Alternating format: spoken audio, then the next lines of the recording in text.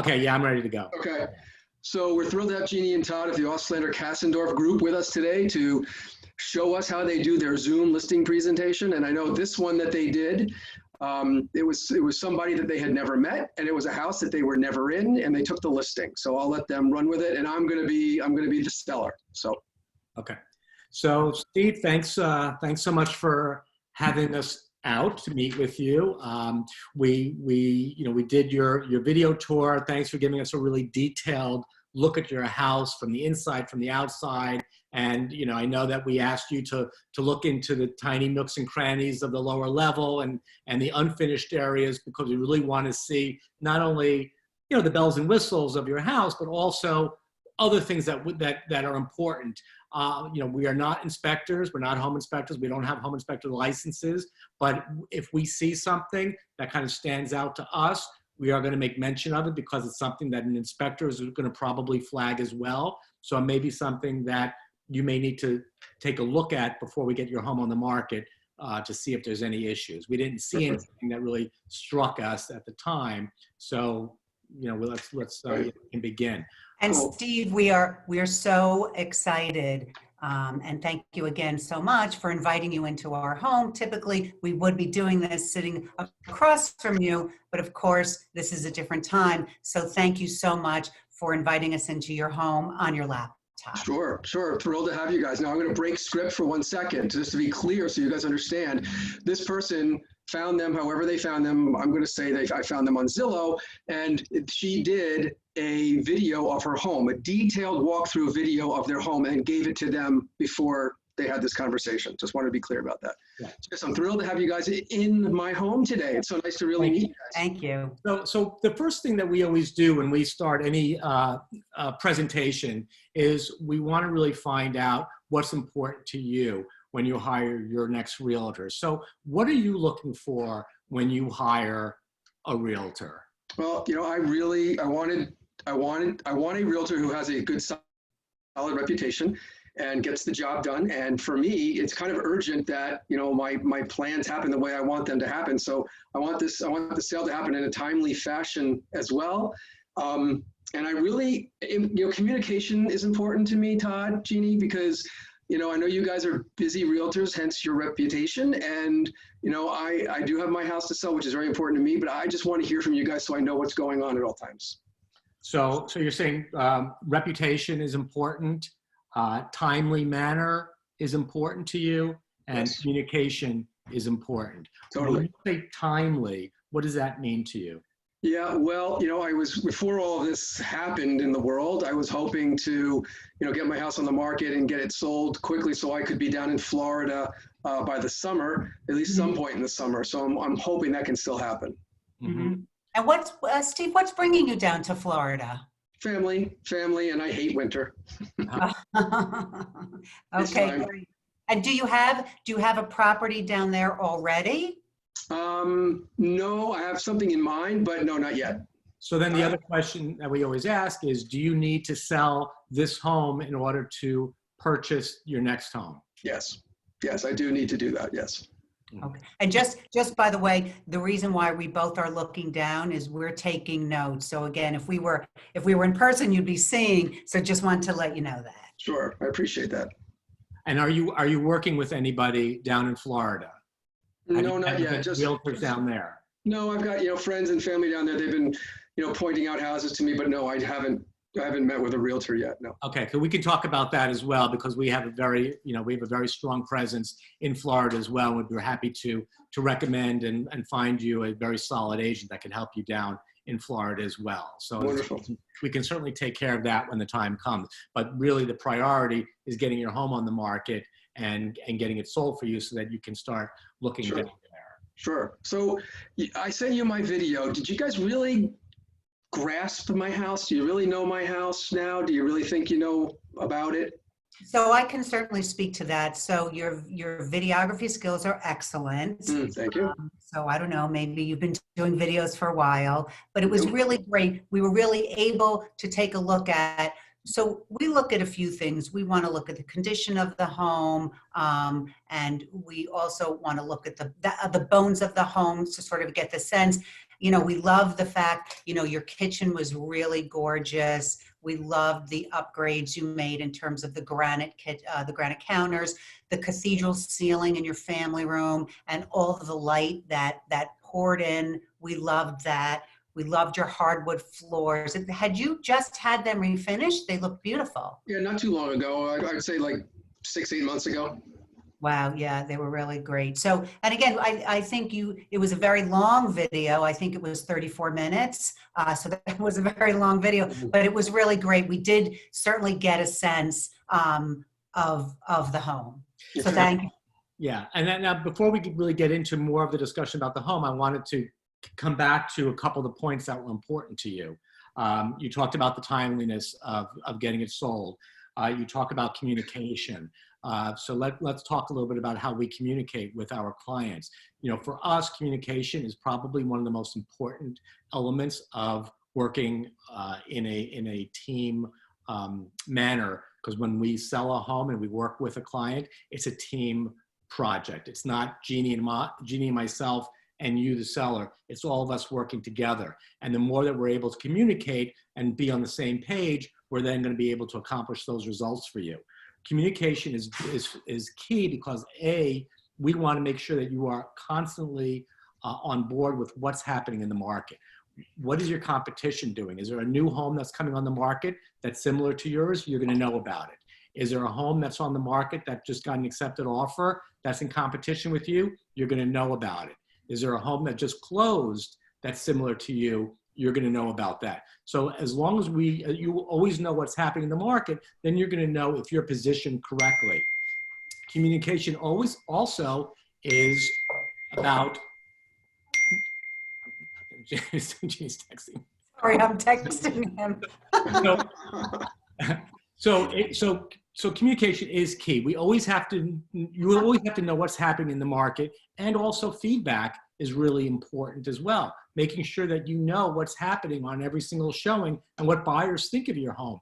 Jeannie and I will never sugarcoat anything that a buyer agent tells us. If a buyer agent tells us they hated the home and this is why, we're going to tell you. It's important that you know the good and the bad so that you can make smart financial decisions going forward. Does that make sense, Steve? Yeah, totally makes sense. As far as communication with me, guys, best to call me or text me. Don't email me because they get lost in other emails and I probably will miss them. So don't do that. Right. And what is also, Steve, what is the best time to get in touch with you? Are you an early morning person like I am? Yeah, or definitely. More early. Don't try getting me after 9 o'clock at night. Okay, great. Okay. And then the last thing you talked about was reputation. Obviously, you found us on Zillow. You read our reviews. You saw the amount of homes that we sold. Yes, I did. It was very impressive. Yeah. So reputation for us is the most important part of our business, because without reputation, we don't have a business. So, you know, we treat every single listing like it's our only listing. Yes, we do a lot of volume and we have a lot of listings and clients that we're working with, but it's the nice thing about Jeannie and myself is that you're always going to get one of us. We are only listing agents. We don't work with buyers. We have a buyer team that handles all of our buyer clients so that we can put our focus and our energy into our sellers. So you are always going to get us, and that's our reputation, is because the feedback and the response and testimonials we get is because that we really take care of our clients. And we are handholders. Great. So let me ask you, I mean, I saw a lot of the reviews. So tell me, how many homes do you sell typically in a year? But then most importantly, tell me how many homes you don't sell in a year. Well, you know what, Steve, that is a great question. Thank you so much for answering that. So last year, we did sell 97 homes. We sold a little under $45 million worth of real estate. And we are very, very fortunate because when we do speak to our clients and we educate them on the market, if our sellers really take our advice, we typically sell 95% of our homes. Wow. So as long as we're really on the same page, we are certainly going to get you to the closing table. Great. The only homes that we don't sell are homes where our seller, for whatever reason, chose a price that we did not advise or recommend. And, you know, we will take a listing depending on what that price point is. If a seller is looking for something that we don't feel we can sell, we will politely decline the listing. If we are in the same ballpark and range or a little bit above, we will work with you, but we are always going to be talking to you about that price point. The National Association of Realtors statistics says that if you've been on the market for 2 weeks and you've had 10 showings without an offer, and we've done 2 open houses and we're exposing your home to the biggest buyer pool out there, which we'll talk about, but you don't have an offer, then you're not positioned correctly. So it's not us telling you you're not priced correctly, it's the buying public. So we are always going to have those conversations with you. Well, I appreciate all that frankness and honesty, but I mean, do you think that those stats still apply in this crazy environment we're in today?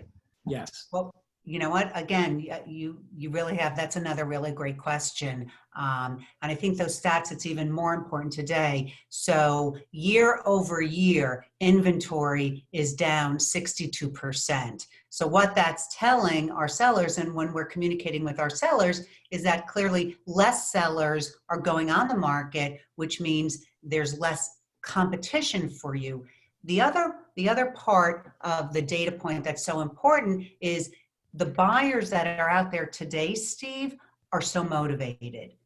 Because if you're going out and looking at houses during a pandemic, and because we are asking to see a pre-approval letter from every buyer before they enter our property, we know that they're financially able. So it's almost like a perfect storm that if you're priced right and there's less inventory and you have highly motivated buyers, then it's really a matter of we can get your home on the market and we can, start presenting offers to you.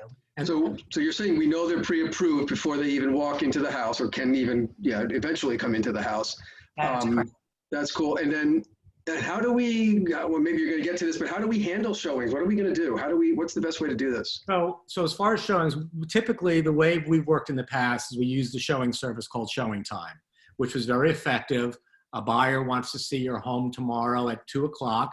The agent calls the Showing Time Appointment Center, books the appointment. They get in touch with you by text or phone call, however you want to be contacted. You confirm the appointment and they go in and show the home.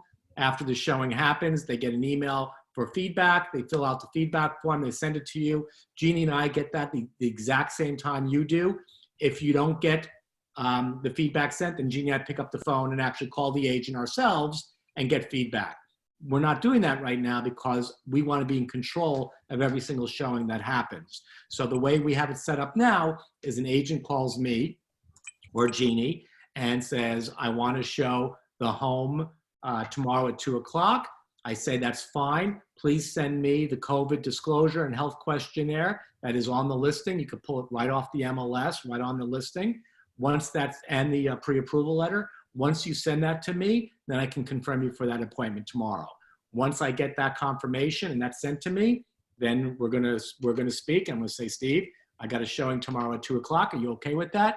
And you say yes or no. And let me just interrupt for 1 second, Todd. What we also do is, per Governor Lamont's guidance, everyone that goes out has to be wearing a mask. And so that means the buyer agent needs to be wearing a mask and the buyers need to be wearing a mask. We provide gloves at all of our showings, but there's no need for the buyers to ever touch anything. We ask the buyer agents to come into the house, or if our seller is home, the seller will turn on all the lights and open up all the doors. They will vacate. And then the buyer and the buyer agents come in. If a seller is not home, if it is a vacant property, then we ask the buyer agent to go ahead, get there a few minutes early, prepare the home, and then when the buyers come in, they don't have to touch anything. So the good news is health and safety is always first for our clients. And again, we cannot control or patrol the 1,000 agents that are in Stamford, but we have very specific instructions on our listing, and either myself or Todd will have a second conversation with that buyer agent and explain this is the protocol in order to show our home. And since we've been doing this since, I would say, March 23rd, we've had very, very little pushback. I think that's because buyer agents also want to be safe. They want to protect themselves and they want to protect their clients as well. Right. Now, in normal showing, well, whatever. I mean, it's always a concern to think you're showing your house and people are going in and out of your closets and whatever.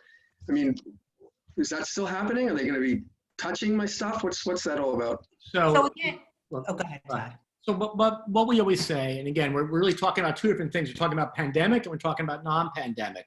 But in the situation we're in now, pandemic, first of all, you're living in the home. The number one thing that we always talk to our sellers about is making sure that you remove all your valuables. So, any type of valuable that's left on a countertop, a desk, pens, anything that can be fit into a pocket, you want to make sure that that's stored away. Buyers are not going to start opening up your dresser drawers, but they will open up your closets. They will open up your medicine cabinets and things like that. So any prescription medication, that should be put away as well. But again, I'm so sorry, Steve. But again, the buyer agent will be opening up all the doors and closets prior to that buyer coming in. Was that your question, or were you asking? Yeah. I'm more concerned about that. Who's doing that? I mean, I'd be more than happy to open closets, I guess, before I leave. Right. But yes, the buyer agent's the only one, and that's also clearly written on the listing as well. In the agent remarks, we have a section there that talks about the buyer agent is the only one that's allowed to touch doorknobs and light switches and closet doors. The buyers are asked to keep their hands in their pockets throughout the tour. Now, again, if you're home and there's a showing, we always tell you, if you have a showing from between 1 and 2 o'clock, don't leave your house at 12:45 or 12:50 and go out thinking that the agent's going to show up in the next 10 minutes. They may be delayed. They may not show up until you're ready to get back. So we always say, stay in your home until you see them drive up the driveway. Once you see them pull up, then you can, have all your doors, have all your light switches turned on. You can walk out of the house, say, I'm just leaving, go inside, and please, don't touch anything. And then when you leave, just walk around the block. And then when you see them leave, go back in your house. Okay. That's very helpful. Great. Do you have any other questions in terms of the showing process? I don't think so. Not right now. I mean, it sounds like you guys are very thorough, and if I have questions, I'm certainly going to ask. But so making this move is imperative as far as what I'm going to be able to sell my house for, because I need X amount to do what I want to do in Florida, hopefully, and I want to have that conversation and make sure this makes sense to do this right now. Great. Now, one other question we always ask is, how much do you currently owe on your property? Do you owe anything? Do you still have a mortgage on it? I do. I have a very small mortgage. About how much do you think? I think there's about 100, 150 left. Okay, so you certainly have equity in the house, and you're going to take the money that you make from the sale and use that all for what you're going to be buying down in Florida. Yeah. And other than your mortgage, do you have anything additional that you owe? Do you have a home equity line on your home in addition to the 150? No, I do not. So I know when we spoke, and I know when you were so kind and did that amazing video tour, we spoke about if you had any idea how much your home was worth. And then you very, it was very funny when you said, what, I want you and Todd to think about. Since you did that video, has any number come to mind for you about your home value, or? Well, let's break script for a second. What's the right answer? Because I'm sure you guys have numbers to throw out. So what's the right answer? Well, most sellers will say to us when we ask them, what do you think? We say, what do you think your home is worth? And they'll say, well, that's why I'm bringing you here. Yeah, of course. Right. Or because then we probe a second time and a third time. And a lot of the times by the third time, they'll say, okay, well, to tell you the truth, I just went to see a house on Saturday, the third time. Well, this is really, what I want to get for it. I was like, oh, okay, great. Right, yeah. So they'll say it once, as long as, they're not annoyed or we're not sounding pushy. If we can get the price before we do our comps, then that's like gold for us. Now, again, they might be here and we might be here, but at least we then know how to rearrange our script. Just tell us that's why I have. Okay, fine. Fine. Well, honestly, guys, you're the experts. I mean, I found you a great reputation. You guys are the experts. You tell me where I'm at in the market. So what we always say is, whatever number, if you have a number in mind and you told us what that number is, Jeannie and I already have our number written down. We've already gone through our comps. We have our numbers set.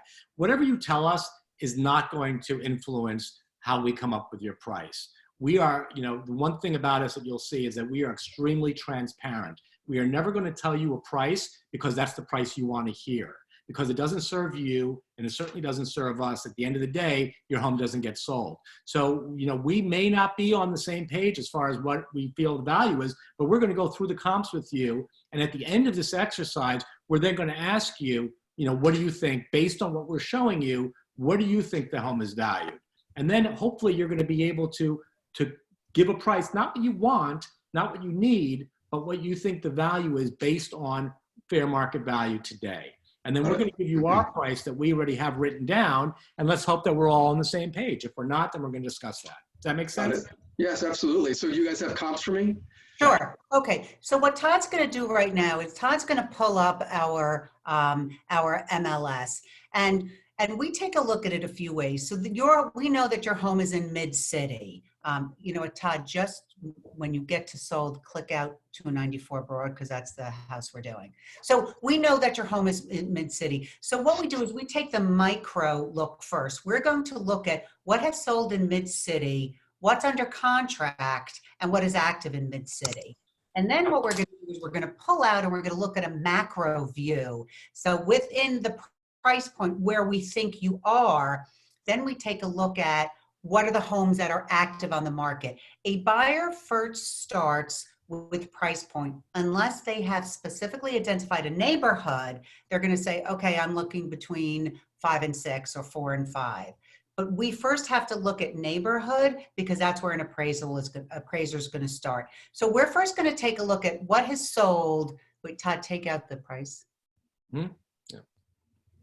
We're first going to look at in mid-city, what has sold. So there are 16 properties that have sold in mid-city in the last 6 months. So Todd, please pull for me 77 Severance, 57 Bridge, and 23 Rock Spring. Thank you so much.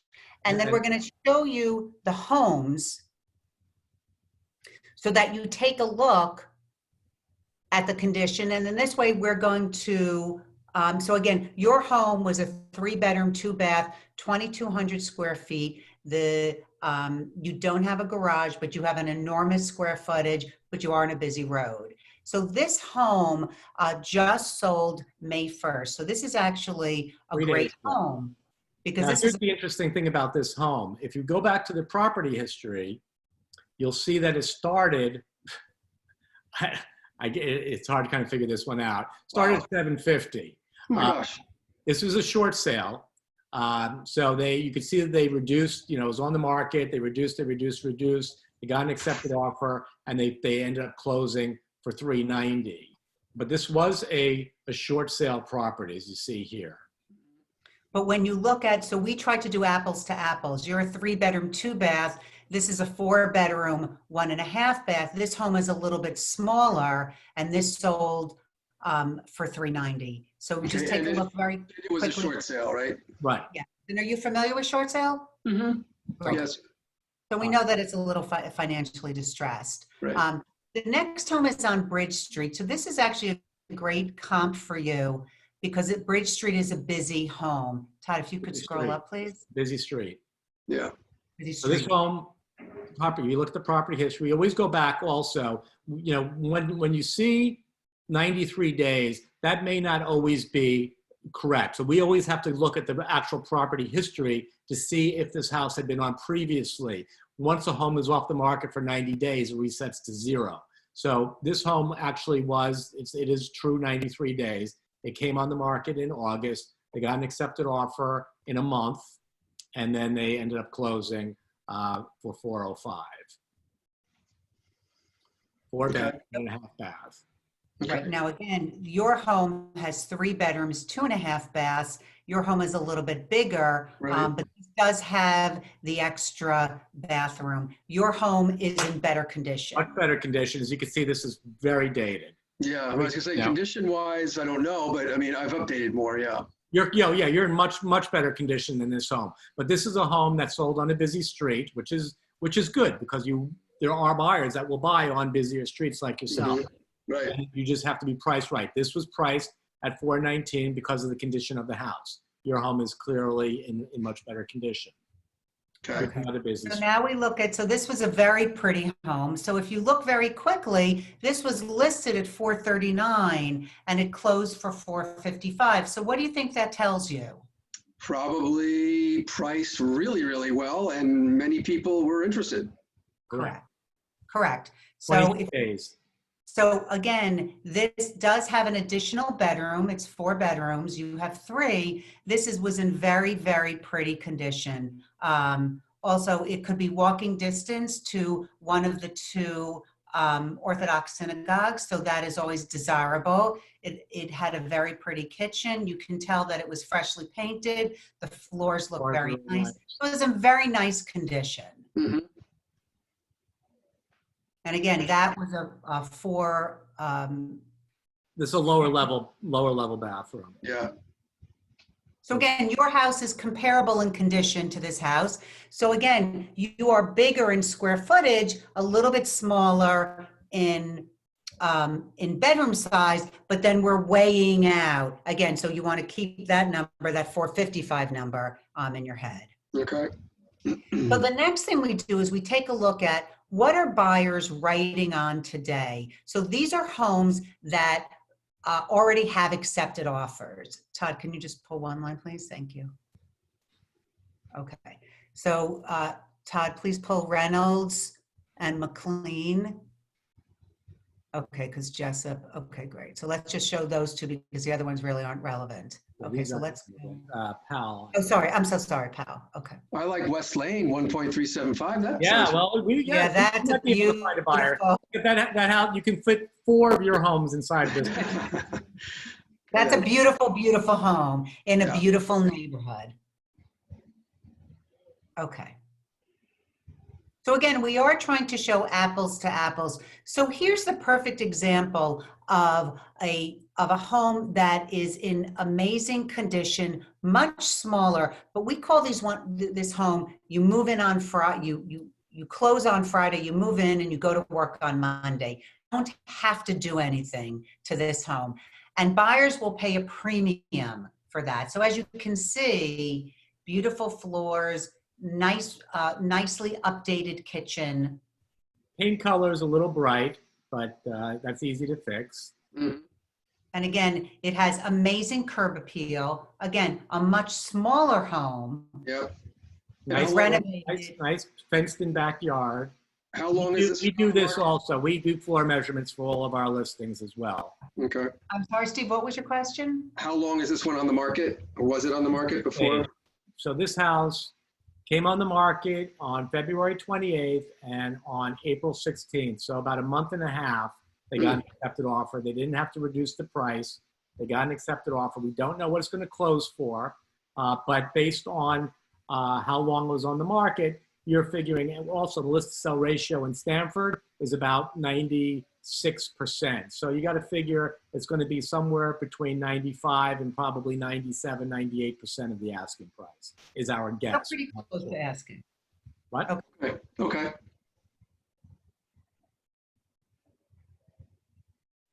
Okay.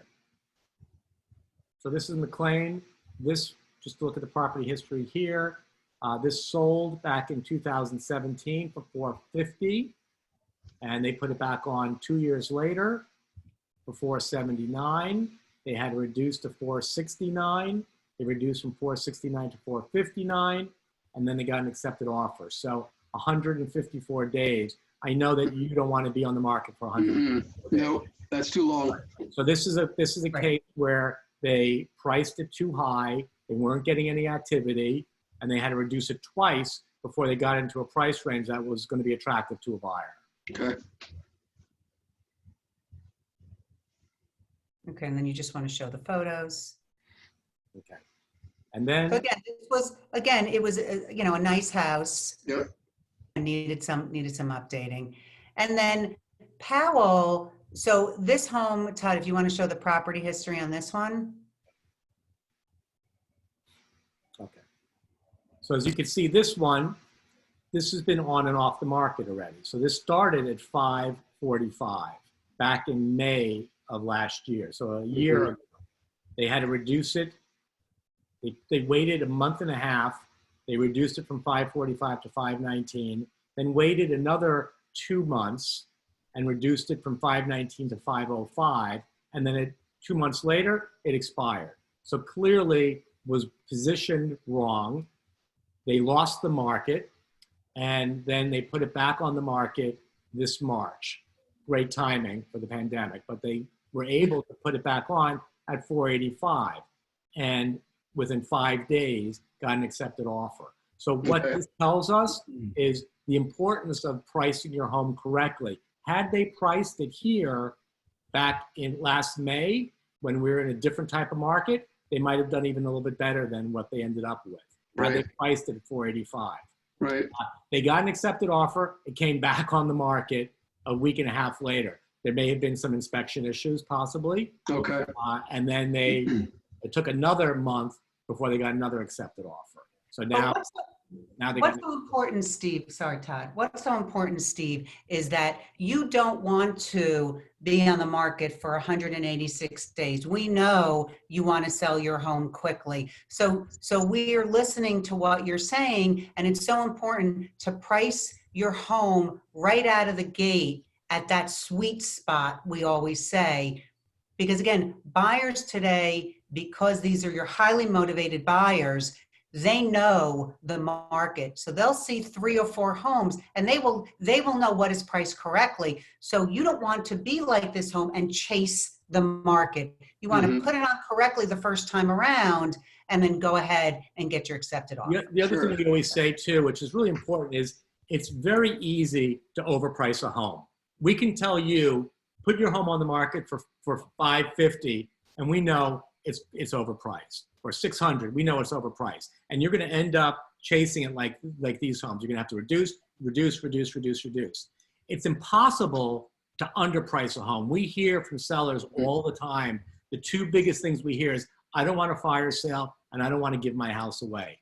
Well, it's impossible to do both. And the reason for that is that buyers today are very savvy. The millennial buyers that are looking for homes today are completely on the market. So everything about real estate is accessible to a buyer. They can go onto Zillow, they can go onto websites, they can see what homes sold for. All that information is there for them, not like it was 10, 15 years ago when a seller had to, or a buyer had to physically sit down with an agent in their office to learn about the market. So everything is there. Buyers know value. And if they see something that's priced correctly, they're going to gravitate towards it. So if we said to you, price your home at 375, clearly that's way below market value.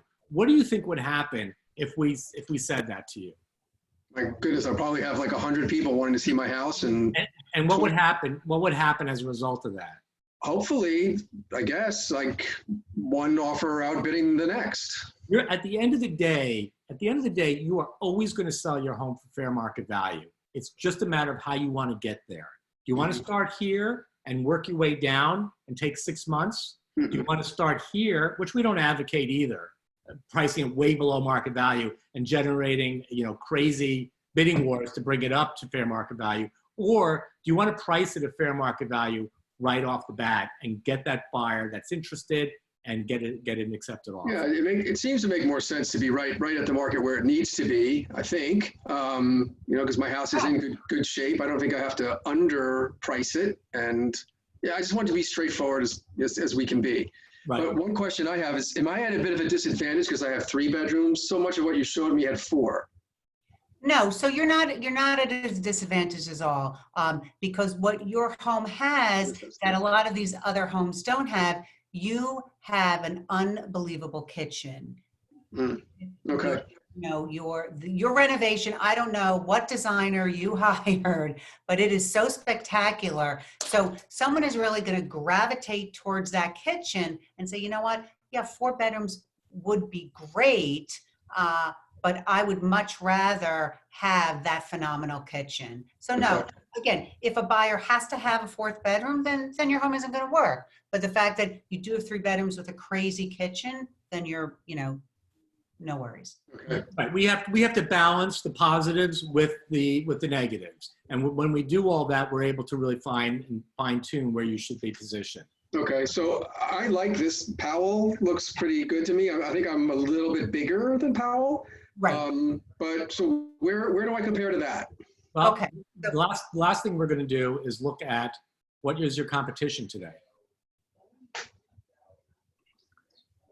So if I'm a buyer and I'm going out with my agent, and my agent's going to go out and show me 8 or 10 homes, how are we going to be positioned so that your home is the one they say I want to see over all the others? So we never price our homes, and we never give a value based on what's active, because clearly those homes could be overpriced and not positioned correctly. But it is important to see what your competition is, so that we know that we're in a range where you're going to stand out over the other homes.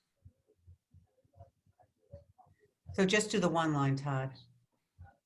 So this is, again, just the active homes. We're still staying in mid-city because, again, we're looking at the competition. So if you look over to the right, Todd, if you want to move and then you look to see days on market.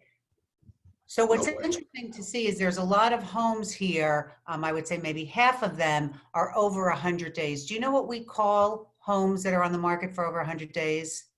Stale. Well, we've heard a lot of different things, but yes, we call them stale. We call them overpriced. And do you know why we call them invisible? Do you know why we call them that, Steve? No. Oh, well, okay, I'll tell you.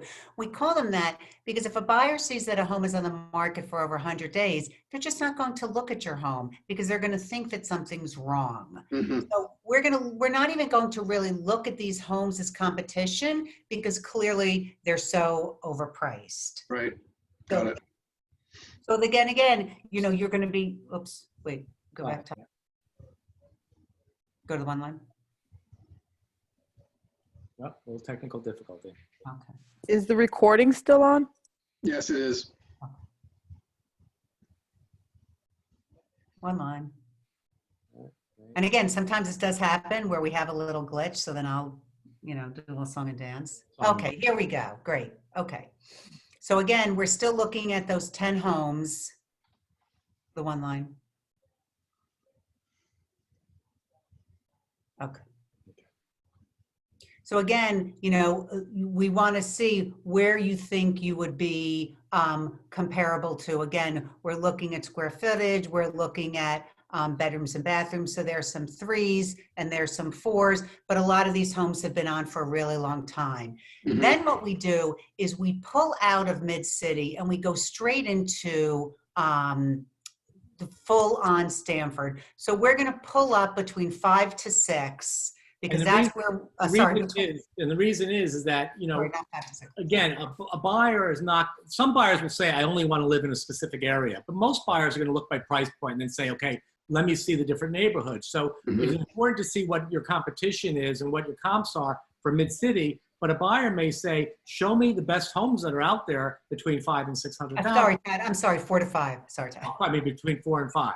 So then we're going to look at how many homes are on the market in Stanford between 4 and 5 in all of Stanford. So now there's 26 homes on the market.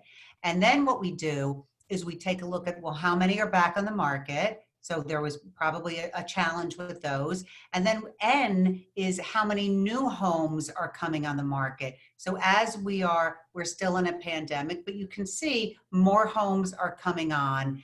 And then what we also do, if you can scroll back, is we really take, again, a look at days on market, because that then will give us an idea. Are these newer homes? Have these homes been on for a really long time?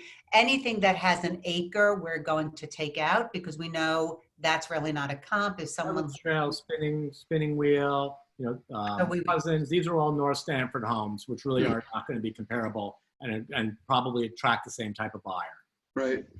But as you can see here, and again, we can go into each one of these individually to see if this is original or they've been back on the market a few times. But you got some major days here with homes. Sure. So then we're gonna sort of go back and take a look at some of these homes. And again, where do we think that you're going to be? You're a very large home at 2,200 square feet. So then, you can sort of take a look at, Todd, if you could pull 146 fourth, move your screen over. Yeah. Okay. So you can look there. You can go take, right. Okay, good. And then you, oh, look at these. These, and again, High Ridge Road is an antique, so it's probably going to be a different buyer, but we're just going to look at these two.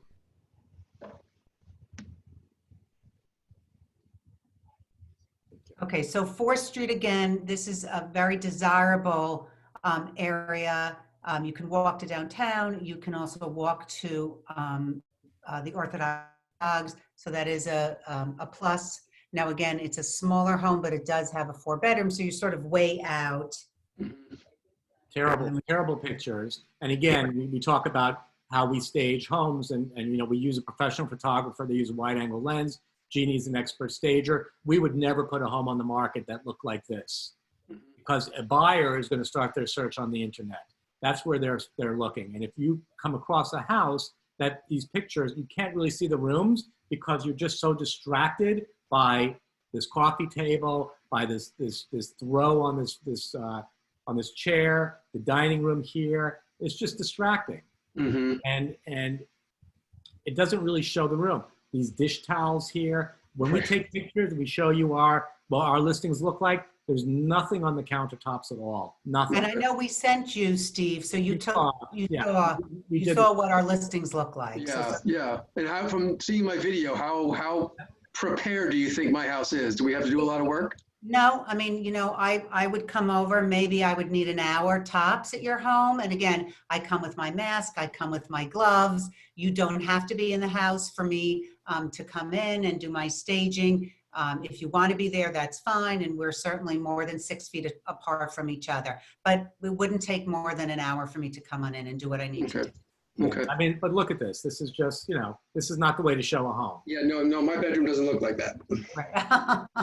And this is a reason why this house is still sitting on the market too. Yeah.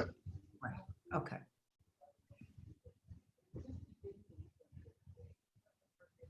And this is clearly 1723. So this is not a comp for you. This is not the same buyer. Right. But again, when people do search for, they're going to be searching in price points. Maybe someone might say, well, you know what? I'm okay that it's a older home because I really, this is a very pretty home. Mm-hmm. And as long as the mechanicals, are solid in this home, then, again, someone might be interested in this. Right. Okay, so after we showed you everything, do you have any idea now really where you think you'd price your home? Well, again, based on the condition, my kitchen, square footage, I don't know, maybe 460, 470, I don't know. Okay. So listen, we are really not so far off. When Todd and I comped, and again, we always have, our price written down, and it's so funny because our range was 450 to 460. I don't know if you can see that. Okay, so again, the fact that we're really not so far off, we're really in good shape. So the question we have for you is, at that 450 to 460 price, is that something that you're comfortable with? Yeah, I mean, the higher end of that would be great. Certainly, to get started, I don't think, based on the examples you gave, if I went to the higher end, I don't think I'd have to wait that much longer based on the numbers you showed me. Mm-hmm. But I'd certainly be willing to discuss price as we move along if there's a problem. Mm-hmm. Perfect. And Perfect. we always talk about when you sell your home, there's 3 costs that are involved. The first is your commission, and we charge 6% commission. The second cost is your attorney's fee, which is going to be typically between $1,100 and $1,600. We have the names of very good attorneys that we work with. As we talked about earlier, this is a team effort, and part of that team we think is very important is the attorney. We want to make sure that you're using an attorney that we know that we can pick up a phone on a Friday afternoon or even a Saturday if it's an emergency and be able to get this attorney. So you want to have an attorney that is responsive to agents. There are some attorneys that aren't, and it makes it very challenging to keep the deals moving forward. As Jeannie and I like to be very aggressive with our deals to make sure that they are moving forward. If you have an attorney that you like, then that's fine. We can give you the names of the attorneys that we use. Okay. The third cost is your conveyance tax. You do pay a conveyance tax to the city of Stamford and the state of Connecticut. Right. And that's 1.1% of your sales price, whatever that sales price is going to be. Okay. The other thing that we always say is we negotiate 2 times on every transaction. First time we negotiate is after an offer is made. Buyer's going to make an offer. We're going to come back with a response. We're going to go back and forth, hopefully get to a point where we have a meeting of the minds and both sides are in agreement, and then we have an accepted offer. The second time we negotiate is after an inspection is done. A buyer that's looking to buy your home is going to pay probably $600 or $700 to do an inspection. That inspector is paid to find things. No matter how well you've maintained your home, and from what we've seen, you've maintained it beautifully, an inspector is going to still find things. We're not concerned about the cosmetic level issues, but anything that's going to involve the health or the safety or the structural integrity of the home are things that are going to come up in every inspection, and we're going to have to look at, because if you decide not to take care of any of those things, the buyer can walk, but it now becomes a material fact, and we've got it. We know what's going to happen the next time around too. So those are the things that we're going to always discuss, and it's a negotiation in terms of what we're willing to take care of, what we're not willing to take care of. Maybe we're going to give a partial credit for something. Maybe something you will fix entirely. Maybe we'll have to give a credit for a full amount. Depending on what the offer is, depending on what kind of activity we're getting, you never want to lose your buyer if it's a really strong buyer that's there. So we want to be able to work with them as well, but be realistic too. Sure. Does that make sense? Yeah, totally. Totally makes sense. I hope based on all the work I've done, I think it should inspect okay. I'm hoping. Yeah. Well, listen, we think so too, but there's always surprises. So you have to be prepared for the surprises, and we always want to set those expectations so it doesn't, hit you like, oh my God, now what do I do? Okay. So we can certainly talk about the next steps going forward. So once you agree that you'd like to list with us, which of course we're very excited and we really want to get started right away, what we can do is we set up another Zoom, or we can certainly do it now. We do have time, is Todd will upload the listing contract for you on your screen. We can share it with you. You can actually sign electronically. Mm-hmm. And then once we have our contract signed, I set up a time to come in and stage. We book our professional photographer. From the day we book our photographer, you're on the market within 48 hours. And I know it's so important for you to get down to Florida. So we like to do things as quickly as it works for our seller schedule. Okay, great. So in the essence of time, I won't push back on your commission, but I could. Okay. So what do you think the right price is, guys? Where are we at? What would you say right now, knowing what I need to accomplish here? Sure. So I know we gave a range of 450 to 460. You were looking at that 470 offer. So again, that's why we bracket everything. If you said to me, Jeannie and Todd, let's start at 470, we certainly can start at 470. We watch the market very carefully. We're like day traders. Again, if you have 10 showings, and in this market that's a lot, and no offers, the buyer's going to tell you you're not priced right. We're going to have a very fast and fierce conversation and get your price down to fair market value. When sellers ask us, when we give a range, if we're within that 450 to 460, we would say anywhere within that range we're comfortable with. We like that lower end, that 450, because we feel that that's the aggressive price where buyers are going to see that value. And again, our job is to be able to present offers to you. Okay. Okay, 455?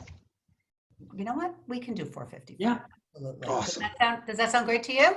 It certainly does. Great. All right. Well, listen, Todd is about to load up the listing contract right now. This process should take about another half an hour, and we are so excited to get going. And I walk through every step of the contract with you. So I'm going to explain every single part of it with you as we go through it. Right. Now, again, just this was actually really, it was like a fake listing. So we would have been a little bit more, boned up on our comps. That was a little fly. But again, the fact that he gave the price and it was probably where we were anyway. Our goal is just to say yes and then go ahead and start the process. No, I think you guys do an awesome job, and I'm seeing a lot of the comments here. People are saying the same thing. I want to just cover off on questions too. So up to an hour, it usually takes you an hour? Yeah, our presentations usually take about an hour or so. But we really aim not to go over an hour because it's just too boring. Yeah, it would be, would you advise a seller to update to a level, I don't know what they mean here, Silva, would you advise them to update the kitchen? No. We always, because we're going to always say, you're never going to get back what you put into it. And it's better to just price it accordingly. If you price it right, it's going to sell. It doesn't matter what the condition is. Now, there are things, if a room needs to be painted, we will say paint a room because a fresh coat of paint is a blessing. Right. We'll tell them the cosmetic level stuff we are very, very fierce with, and we will absolutely talk about painting rooms, maybe pulling up carpets if we know there's hardwood floors underneath, and that would make a big difference as well. So we definitely look for those types of things. The only thing we didn't all maintenance level things need to be taken care of too, to make the house look and show as nicely as possible. So we will go through the house inch by inch and say, you need to caulk in that, in this bathroom or this around this sink. I mean, we do all that kind of stuff as well. Okay. Because you literally have 15 seconds to capture a buyer. When they walk in the door, they're going to know in 15 seconds if they want to buy it, if they want to move forward. So we always say your house has to look the best it's ever going to look. One of my favorite scripts, because if people are saying, how can I keep my house so nice? I have 2 kids. You say the way you live in your house is very different than how you live in your house when your home is on the market. Yeah. And it's very important that they understand that it has to be meticulous. It has to look like a hotel every time someone walks in. Even if it's gross, we can make it look pretty. Yeah. So any more questions, guys? You had a couple in the chat. I think they were answered. You can unmute yourselves if you have anything for Jeannie and Todd. Nothing? I posted my question in the very beginning of the chat.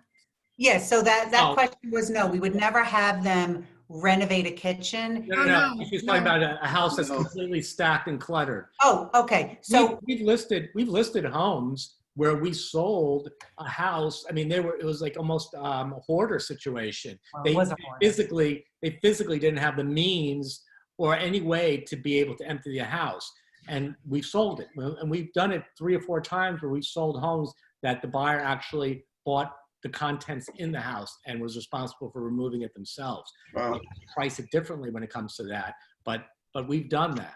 We just don't show pictures in that case. Right, we'll just show a front picture, and when we say content sold within, the people, agents know that. Thank you. One question being asked is, why did you pick the 3 houses that you picked as was it sold comps?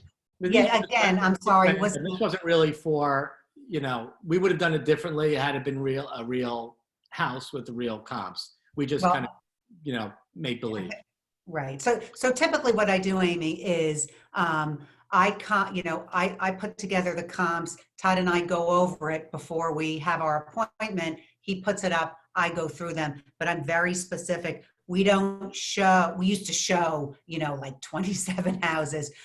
We attempt to show 3 solds, 3 under contract, and 3 actives because the sellers just get lazy. And then if we can find homes that are as close to the property, or if they're unbelievably better and then have sold for an aggressive price, we want to show that to the seller saying, hey, your home is nowhere near 123 Main Street, so you are not a 550.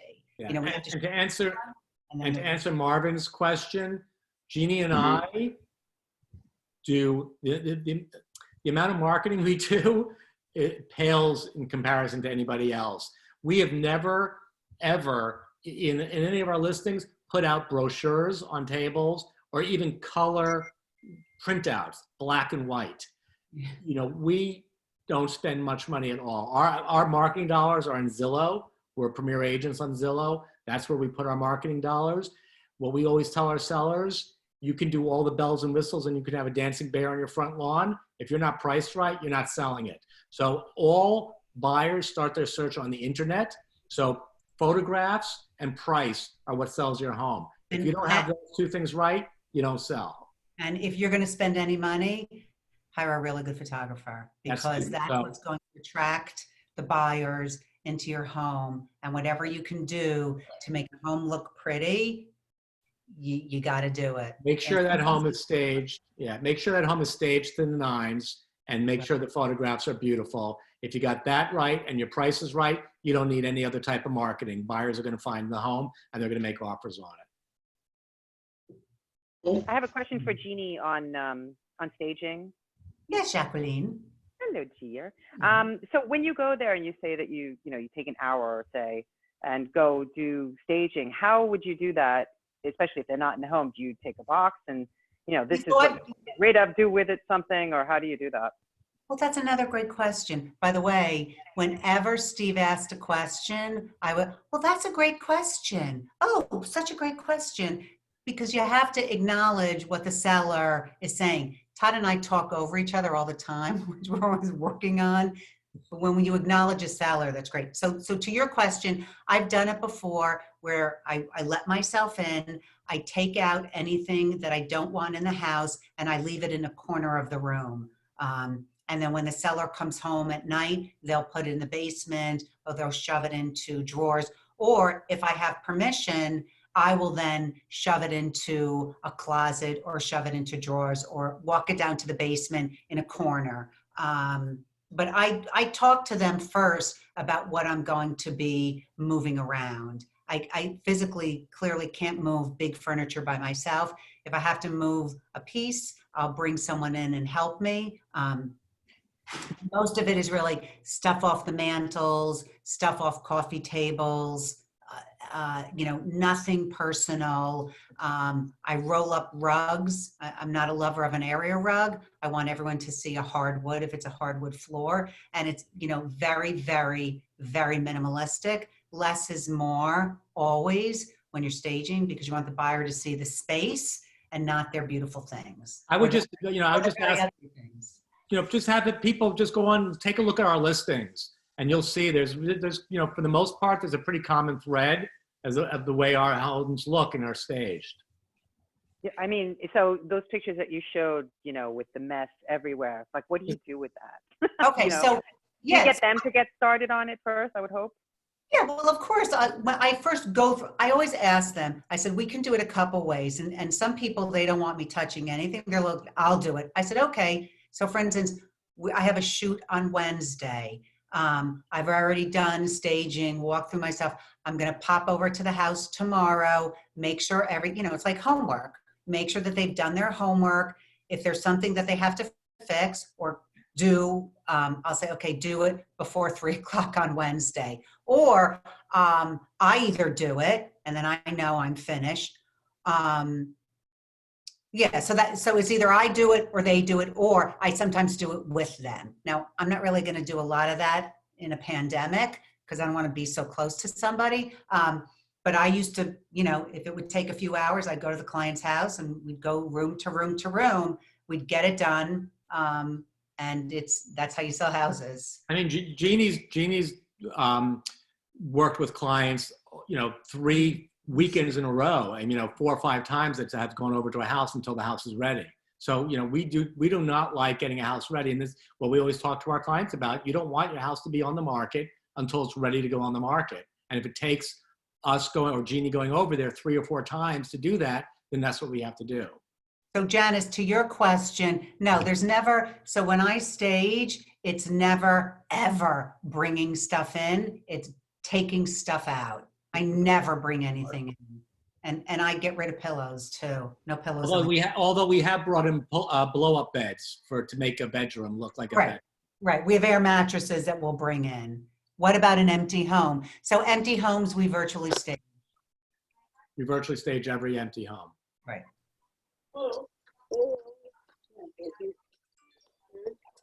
Anything else? Hi, guys. All right, great job. Thank you. Yeah, hello.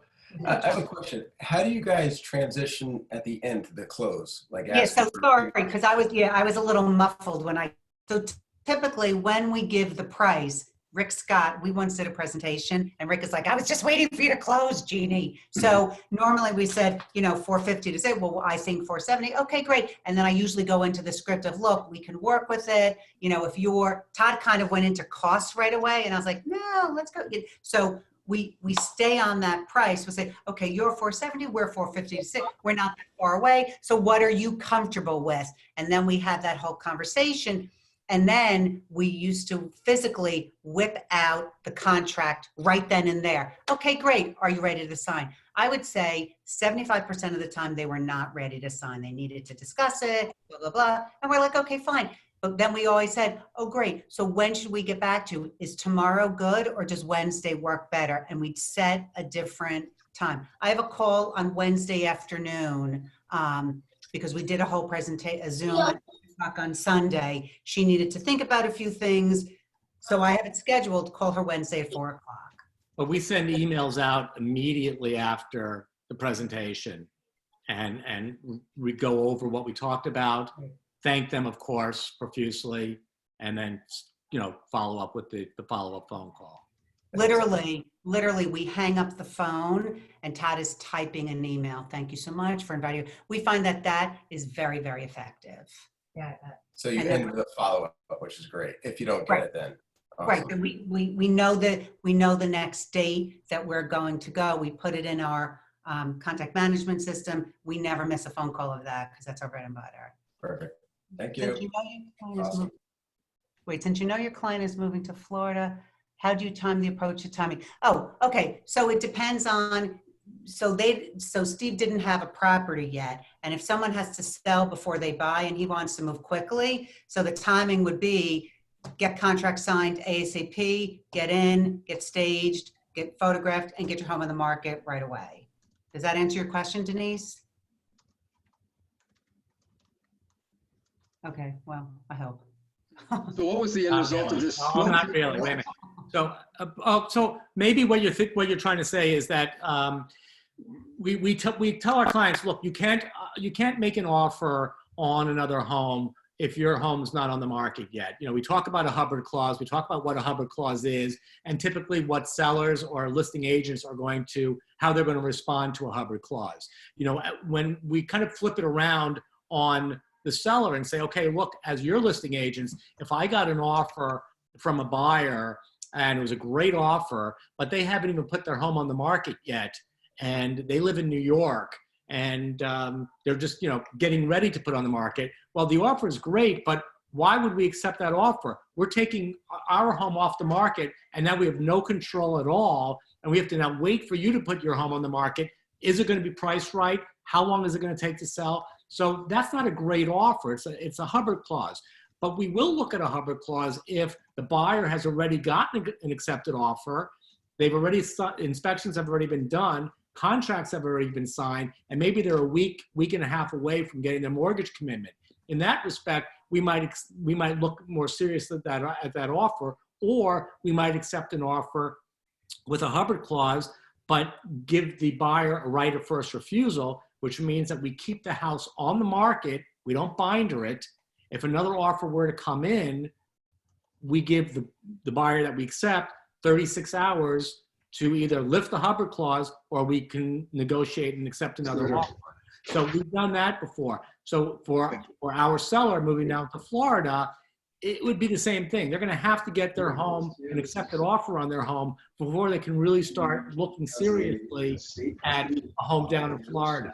So we always talk about, you have a place to go. You have a backup if we were able to get your home sold, but you haven't that yet she found asked if a all home these can be to scanned purchase. back to her. So that's really important. However, she to needs to make put them sure back. that our sellers have a backup plan or a place to I stay. was gonna ask you, how you wanna figure that out. This would be the Five next- closings. Let's see, those need to be Same time. signatures still. Yes. Yeah, So I'll do that tonight. Yeah, so once we get signs them, then I'll scan them to her. Okay.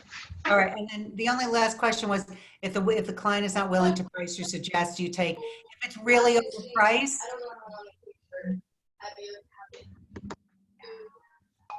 We've walked away from listings where we feel we can't sell the home. If they're looking for a price point that's way out of our range, we won't take the listing. In fact, I was talking to somebody today. Jeannie and I went over, had a listing presentation with them 6 months ago, and we gave her a price, and her price was literally $200,000 above ours. And we said, she was ready to list with us. We said, thank you, but no thank you. The property expired. I called her again today, and she's still at that same price. I was like, she said, do you want it? I said, no, thank you. So, we just won't take a listing that we can't sell or a seller's unrealistic. it's just a big waste of time. But if they're in the range, like with Steve, if he was looking, if they're looking 15, 20,000 above us, we'll certainly take that listing at that price, as long as they understand that if they're not getting activity, that they are going to reduce. Cool. Well, also, are you hearing me? This Yes. is the call. I have 2 more minutes. Okay, so once they agree on a price, all the contracts, do you start working immediately and showing them on the contracts? Uh-huh. The- Yeah, Todd will pop them up.